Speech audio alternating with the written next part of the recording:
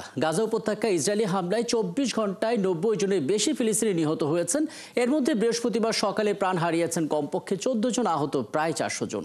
হতাহতদের মধ্যে ত্রাণের জন্য অপেক্ষমান অনেক ফিলিস্তিনিও ছিলেন। এদিকে যুক্তরাষ্ট্রের প্রেসিডেন্ট ডোনাল্ড ট্রাম্প দাবি করেছেন গাজা যুদ্ধ বন্ধে বড় অগ্রগতি হচ্ছে এবং যুদ্ধবিরতির চুক্তি খুব কাছাকাছি। অন্যদিকে কাতার জানিয়েছে কয়েকদিনের মধ্যে পরোক্ষ আলোচনায় বসতে পারে ইসরায়েল এবং হামাস। বিস্তারিত জানাচ্ছেন মনিরুজ্জামান বাবু। ত্রাণ কেন্দ্রই এখন মৃত্যু ফাঁদ হয়ে দাঁড়িয়েছে ক্ষুধার্ত গাজাবাসীর জন্য। একটু খাবার, এক টুকরো রুটির জন্য যখন ত্রাণ বিতরণ কেন্দ্রগুলোতে জড়ো হচ্ছে গাজার ক্ষুধার্ত মানুষরা, তখনই তাদের উপর নির্মম হামলা চালাচ্ছে ইসরায়েলি সেনারা। একনল অ্যাডভান্সড হাইজিন সোপ, এবার জীবাণু ধুলাবালি ঘাম ক্লিন বোল্ড। গাজার স্বাস্থ্য মন্ত্রণালয় জানিয়েছে নেসারিম জংশনের কাছে গাজা হিউম্যানিটেরিয়ান ফাউন্ডেশন GHF এর একটি বিতরণ কেন্দ্রের সামনে অপেক্ষায় থাকা মানুষদের উপর গুলি চালায় ইসরায়েলি সেনারা। এতে হতাহত হয় নারী ও শিশুসহ অনেক ফিলিস্তিনি। সংবাদ মাধ্যম আল জাজিরার প্রতিবেদনে বলা হয়েছে GHF এর বিতরণ কেন্দ্রগুলোর অবস্থান ইসরায়েলি সেনাবাহিনীর ট্যাঙ্ক ও স্নাইপার ঘেরা এলাকায় হওয়ায় জনসমাগমের সময় বেসামরিক মানুষের জীবন ঝুঁকিতে পড়ে। কারণ মাত্র ২০ মিনিট সময় দেওয়া হয় খাবার সংগ্রহের জন্য, এরপরই শুরু হয় গুলিবর্ষণ।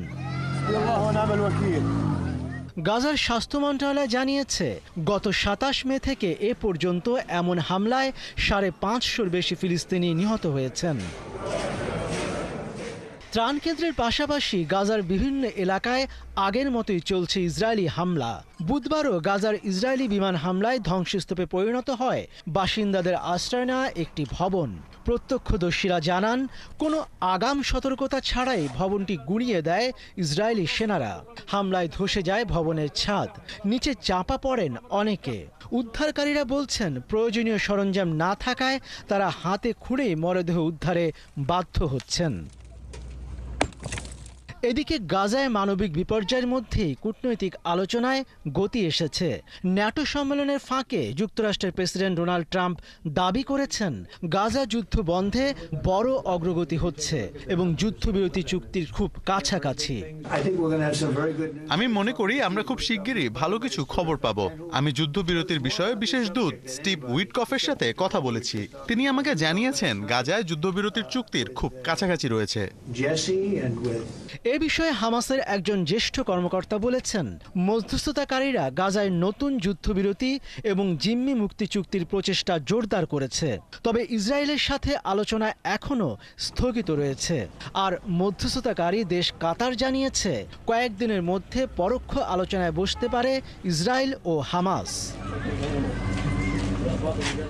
মনিরুজ্জামান বাবু, ৭১।